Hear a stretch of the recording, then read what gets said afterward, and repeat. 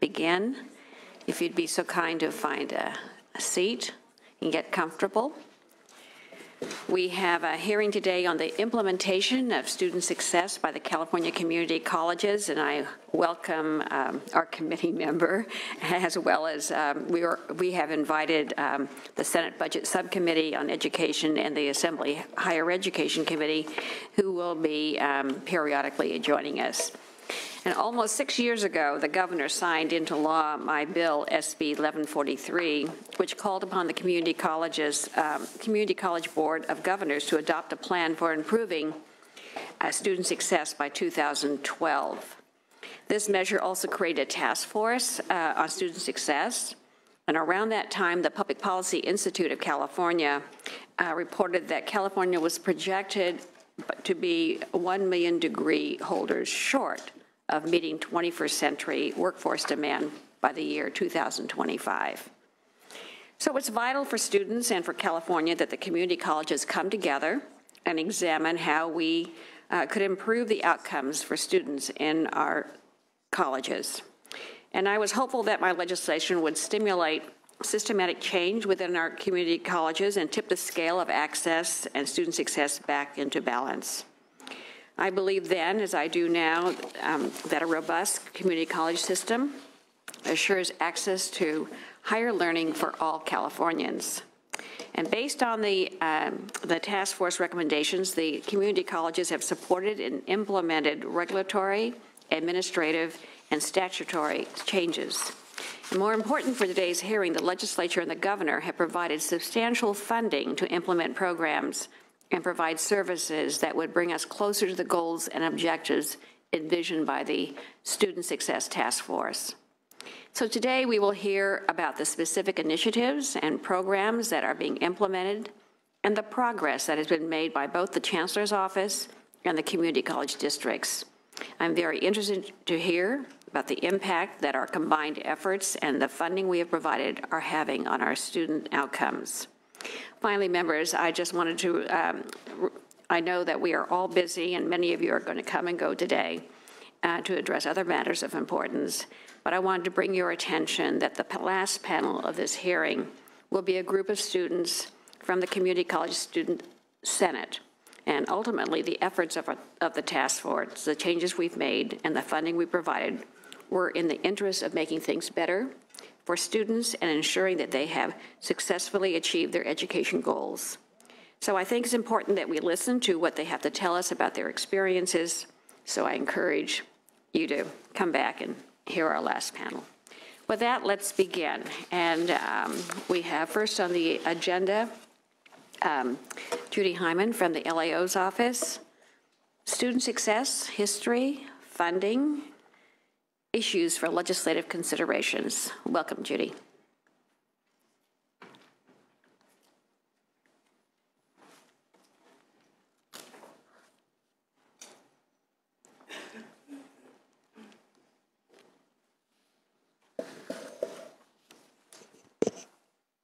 Thank you, Madam Chair. Judy Hyman from the Legislative Analyst's Office. The Sergeant is distributing a handout. And I will start on page 2 of the handout with a brief background on the community college system. And I would just highlight here for your discussion a couple of things. The California Community Colleges is a large and diverse system. Among its 2.3 million students, many are from groups that are traditionally underrepresented in higher education. Many are disadvantaged. For example, about half qualify for need-based student aid. And many are underprepared for college-level work. About 3/4 of incoming students are assessed at below college level in English, math, or both. Page 3 summarizes the origins of the current Student Success Initiative. Throughout the mid to late 2000s, a number of studies highlighted relatively low student success rates for community college students. In response to these concerns, you passed Senate Bill 1143 in 2010, and Senator Liu, your bill required the Board of Governors, as you mentioned, to adopt and implement a plan to improve student success, required the board to create a task force to help develop the plan, and the board went ahead and formed a task force of 21 members from both inside and outside the community college system. Over the course of 2011, that task force deliberated, formed work groups, developed draft ideas, sought feedback from across the state, and then released 22 recommendations to improve student success. The major focus of the recommendations was on strengthening student support services, especially helping students set educational goals and developing course-taking plans to meet those goals. Other key recommendations included setting system-wide goals, monitoring district and college progress on those goals, ensuring that course offerings match students' needs, improving basic skills instruction, and providing professional development for faculty and staff. The Board of Governors endorsed all 22 task force recommendations and presented its plan to you in January 2012. The Chancellor's Office then began working with you on some statutory changes that were needed to implement some of the recommendations, and that work culminated in the passage of Senate Bill 1456, the Seymour Campbell Student Success Act, described on page 4. The act had 4 main elements. It required the Board of Governors to establish new policies on assessment, orientation, and education planning for incoming students. It authorized the board to set time limits and unit limits for students to declare a major or another educational goal. It authorized the board to adopt minimum academic standards for financially needy students who participate in the Board of Governors fee waiver program. And it reinvented what was then called the matriculation program, a categorical program, as the Student Success and Support Program, or SSSP we'll call it. The act called for additional funding for SSSP, and the funding was for campuses to hire more counselors and provide other support services that students need. It conditioned a district's receipt of these SSSP funds on adopting a common assessment and providing accountability data to the Chancellor's Office for a student success scorecard. It required the community colleges to create SSSP plans that identify strategies to help improve success, and it required the board to develop a new formula for allocating this funding that would be based on the services students actually receive. The previous matriculation program had just been based on enrollment. With that legislation in place, the Board of Governors set about implementing new provisions. As you can see on page 5, the board adopted a number of new regulations requiring, for example, new students to undergo assessment, orientation, and develop initial educational plans in order to get course registration priority. The board took away registration priority from continuing students who had accrued 100 degree applicable units or more. Compare that to 60 units typically required for an associate degree. And also remove priority for students who had been on academic probation for at least 2 terms. Another set of regulations required that students complete a comprehensive education plan identifying their major and required courses after completing 15 semester units or before the end of their 3rd semester, whichever comes first. New Board of Governors fee waiver regulations required that students are making satisfactory academic progress in order to continue receiving a fee waiver, and the board also implemented the new funding formula, basing 60% of funding on the types and number of student support services actually provided. In addition to the board's adoption of these regulations, the Chancellor's Office implemented the Student Success Scorecard that provides information on a number of student success measures by district and statewide. I think you'll hear more about that from Chancellor Harris. The community colleges expanded student support services mainly by hiring more counselors to meet with students and help them develop education plans. And some colleges also acquired online education planning tools or online orientation packages to supplement their face-to-face activities. The state, for its part, has increased ongoing funding by nearly $600 million for student success and support, as you can see beginning on page 6. The figure on page 6 shows the baseline level of funding for the matriculation program in 2012-13. It had been at that level for 4 years. In 2013-14, you added $50 million to the program and earmarked 14 of that for technology initiatives, including developing an online common assessment, developing online education planning tools, and also electronic transcripts. In 2014-15, you added another $100 million for SSSP, plus $70 million in the program specifically for developing student equity plans to improve access and outcomes for disadvantaged groups. You also provided $2.5 million for an institutional effectiveness partnership initiative that would provide technical assistance to local community colleges and districts.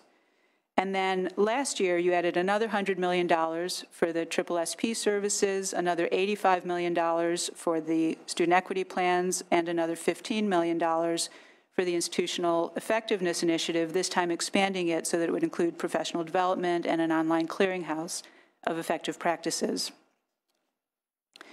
The governor proposes to add another $10 million to that institutional effectiveness program in his current budget. Page 7 shows other notable funding increases for student success. These include $104 million in ongoing funding to restore previous cuts to the extended opportunity programs and services, disabled student services, and student services for CalWORK students. All of these provide targeted student support services for disadvantaged students.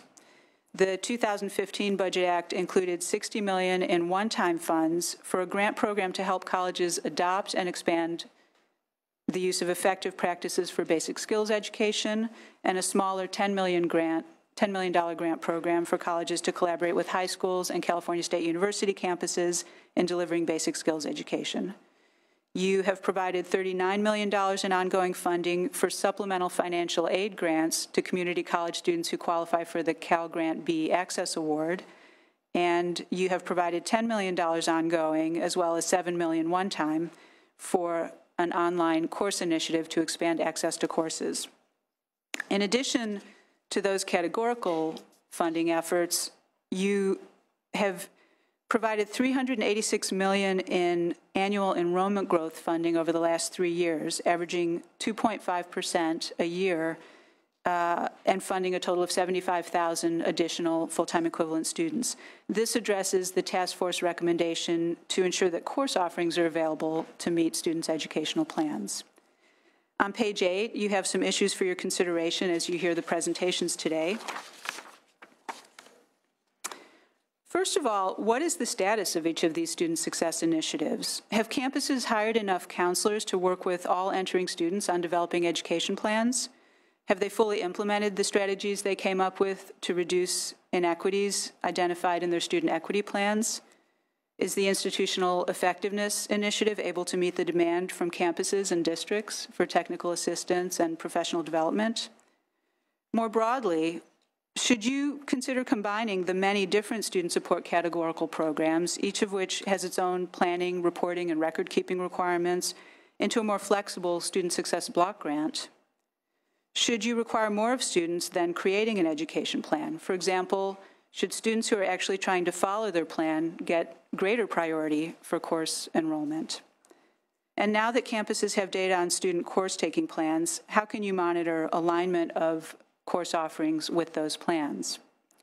With respect to funding, how have the repeated large, rapid increases in funding for SSSP and student equity affected campuses? How have they been able to absorb those funds? How much time do they need to develop new plans, hire personnel, and implement the plans?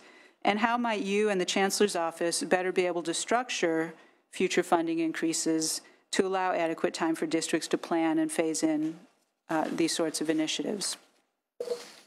And then finally, regarding statewide guidance and oversight, what's the right balance of centralized authority, which can help with coordination and accountability, versus local flexibility, which can allow for more innovation and responsiveness? To what extent have recent staffing increases, which have been about 17 positions dedicated to these efforts over the last 3 years, permitted the Chancellor's Office to provide the assistance and oversight and support needed for the student success initiatives? And how soon can the state realistically start to see results from student success and equity initiatives? And what are your expectations about those results? That concludes my comments, Madam Chair. Happy to answer any questions. Okay, thank you very much. Anyone have any questions? Senator Leyva? Thank you, Madam Chair. Good morning. I have a question about institutional effectiveness. Just if maybe you could elaborate a little bit on what that is and what it does. Sure. And you will be receiving a presentation specifically on that topic, but to give you a brief foreshadowing, there are two main components to the Institutional Effectiveness Initiative. One of them provides technical assistance to local community college campuses and districts to improve the effectiveness of both their educational and administrative efforts. And that involves peer teams that will come and help evaluate and develop solutions with the local personnel. Another component of it involves providing professional development for faculty and staff, and that includes statewide workshops and conferences, as well as a clearinghouse of information on effective practices and resources that folks across the state can use. So this was something that maybe the community colleges didn't have access to because there wasn't funding for it, and now that the funding is there, they can go to these different workshops, put these groups together? Okay, great, thank you. Any other questions? In your 2014 report on student success, you noted among the task force recommendations was the Adult Education Consortium that was created. Do you have any comment about the progress of that? Because we also allocated funds for that group of folks too, and I don't know whether or not, I think the conversation is continuing, but whether or not they've resolved any of the issues. The adult educations received some planning funding and formed and organized and developed plans. And then last year, the budget included for the current fiscal year, $500 million for adult education services that is distributed to implement the plans of these consortia of community colleges and local education agencies. Those agencies consult with other stakeholders in developing their plans, including workforce, labor, employers, and other providers. So that is in the works, and this is the first year of actual implementation with the funding for the block grant. Okay, so we really don't have results. No results really, but there's certainly been a lot of discussion about some of the benefits of getting together those consortia in terms of conversations that should have happened years ago, and in many cases did begin to happen as a result of the requirement to work together. Okay, all right. Thank you very much. No other questions for Ms. Hyman? Okay, thanks. So we invite Bryce Harris, the Chancellor of the Community College System, to come forward to talk to us about the overview of your student success efforts. And welcome, and thank you very much for joining us. Thank you, Senator Liu, members of the committee. My name is Bryce Harris, and I have the honor and pleasure of serving as the Chancellor of the California Community Colleges. Ms. Hyman and I didn't chat before this, but I'd like to begin with her last question, which was how soon can the state realistically assess impacts on student success and equity, and suggest to you that today is probably a good day for you to begin expecting outcomes, and that's what I'm here to do. I would remind you, if you look on page 2 of the handout at the top of the page, that you heard earlier the impetus for the Student Success Initiative, and specifically part of that was to set goals for the system to improve success and equity. And once the task force completed their work and the board in January of 12 approved all of those recommendations, then in July of 2014, the board did actually set goals for the system. And they set them against 9 metrics that are seen at the bottom of page 2. The first 4 of those have to do with the success of our students, not only in scorecard rates, but also transfer. The metric number 5 has to do with completion rates among subgroups, specifically ethnic minority students in our system. Metric number 6 has to do with the % of our students that have an educational plan. Metric 7 has to do with the efficiency of our system in delivering education to Californians. And the last two have to do with access to our system and, again, the participation of subgroups within the system. And so I'd like to walk you through the results of those goals that were set in July of 14 by the Board of Governors. And you'll get some partial results on some of these because some of these systems are still being put into place. But let's take a look on page 3 at the top chart on metrics 1, 2, and 3 related to student success and the scorecard rates. And I'd remind you that you can go, or anyone in California can go on the website of any of our 113 colleges, and they'll see a blue box that has yellow letters that says scorecard. You can click on that and you can see the performance of each and every one of these 113 colleges or the state average on all of these metrics of success that the Board of Governors is measuring. If you look at that top box, you'll see that we're taking a look in the alpha metric, the most important one, at the completion rate overall, and we subdivide it by prepared and unprepared students. And as you heard a moment ago, 3 of every 4 of our students that come to our colleges are in need of remediation in either math or English or both. Then you'll look at those remedial success rates and finally the success in career tech education completion. The goal set by the Board of Governors was to improve those cohort performances by 2.5% annually over the 6-year period. Now, if you look at the chart at the bottom of page 3, and I'll apologize up front, I am taking you in the weeds because I think you need to know about accountability of our system.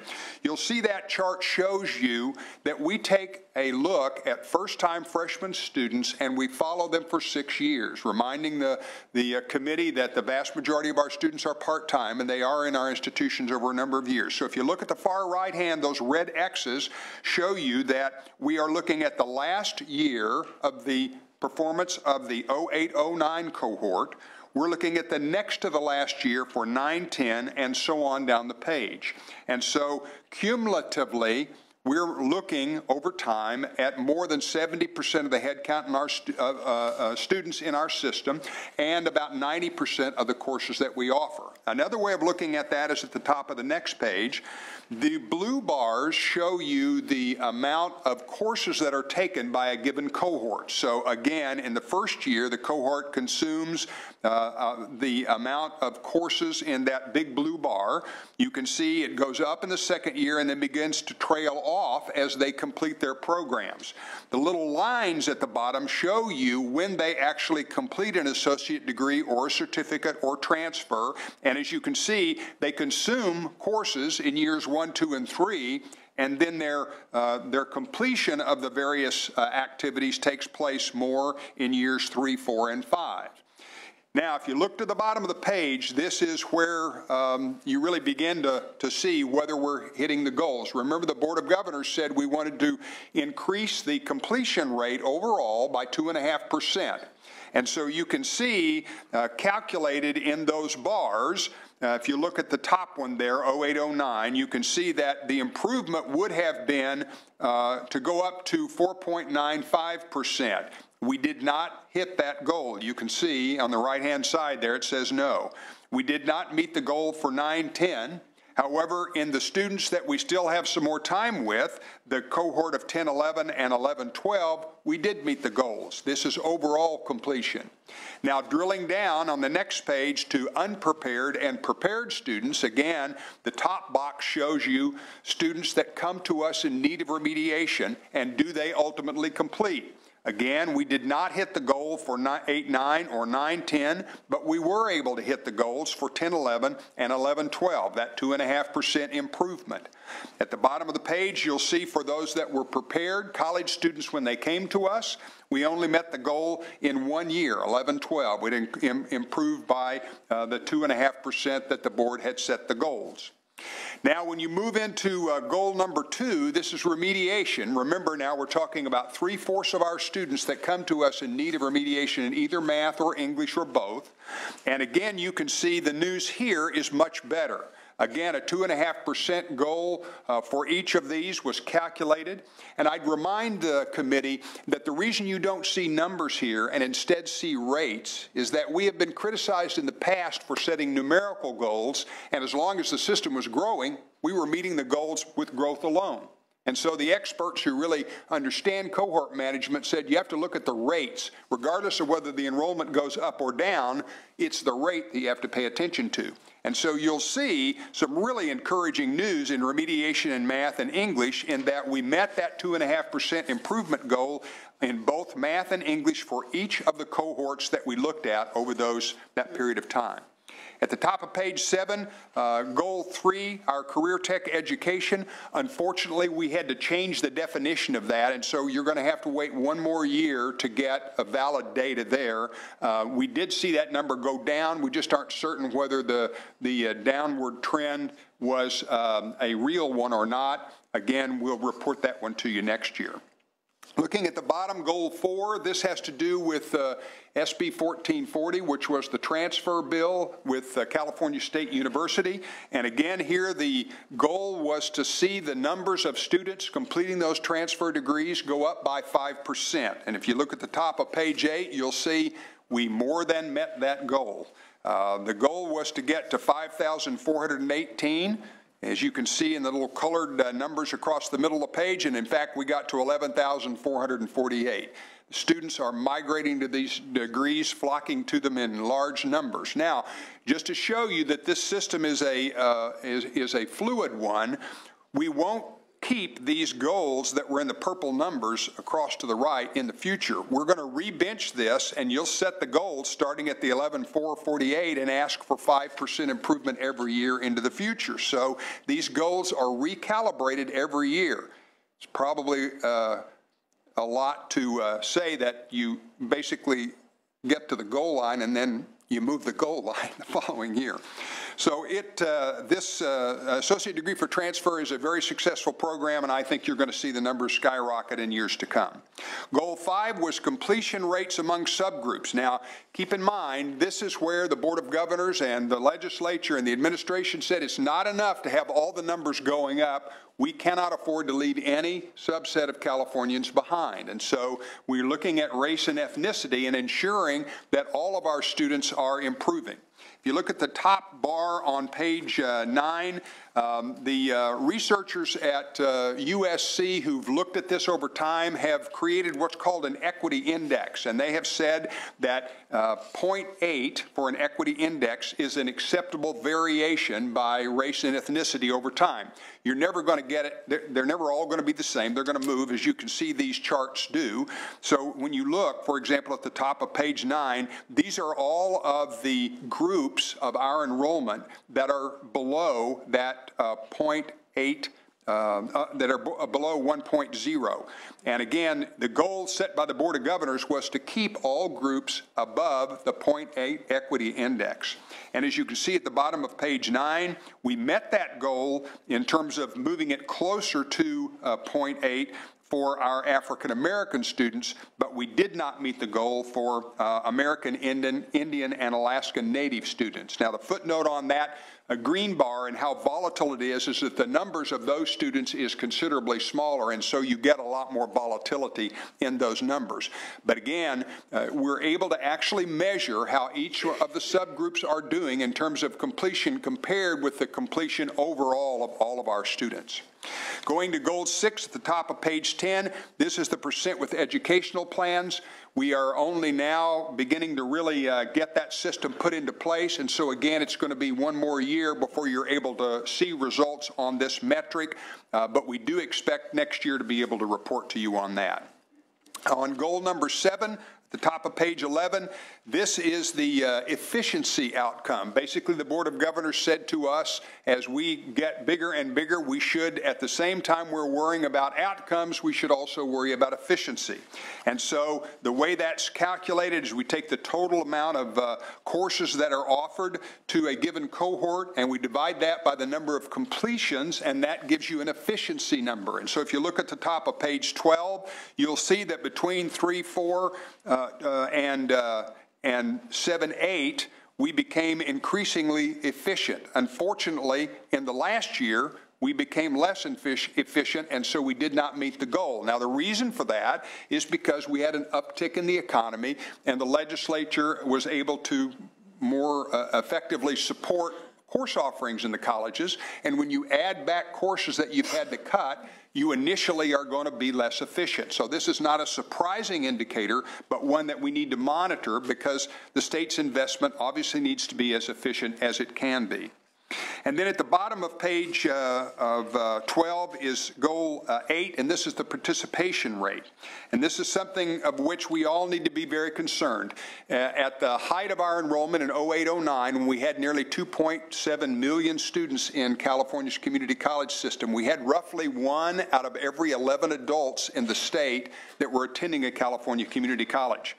By the time we got to the bottom of that Great Recession, that number had dropped to about 1 of every 14. And so the Board of Governors wanted to set a goal, especially for that 18 to 24 population, to get that participation rate back up. We know that students not only need to do better in our institutions, but we need to have more and more students enrolled in college, because jobs of the future require education beyond the high school diploma. And so if you look at the top of page 13, you will notice that we actually did meet that goal. We did see a bottoming out of our enrollment in 12-13, and you can see it's slowly beginning to creep back up again. Now, overall, all of our population was still down in 13-14, but that target group, the group that the board set the goal for, actually did go up. And then finally, goal number 9, again, goes back to equity and participation. Again, when you see enrollments go up, you do not want to leave any subset, any subpopulation behind. And so, again, the board uses that equity index, and you can see at the top of page 14 how the various groups have fared over recent years. And you can see that during the Great Recession, we did lose that participation rate. Interestingly, you'll notice in the green bar that our Hispanic participation rate actually went up as the other main subgroups were going down. The goal, however, again, was to try to keep everybody above that 0.8 equity index. And so if you look at the bottom of page 14, you'll see that although we achieved that in both the lowest groups, African American and Hispanic, there's a very troubling trend in our African American students, in that although they are still above that 0.8 equity index, that number is dropping, and it's something of which we certainly are concerned.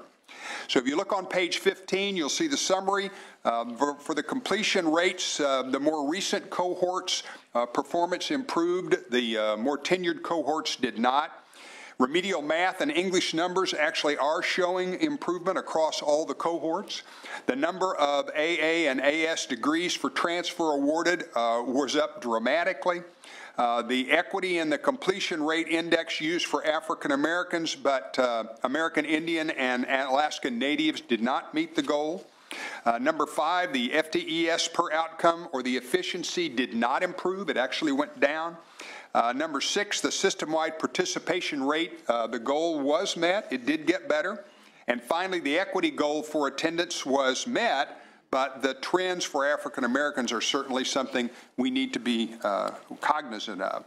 Finally, the last 2 slides suggest to you what I will say, and that is that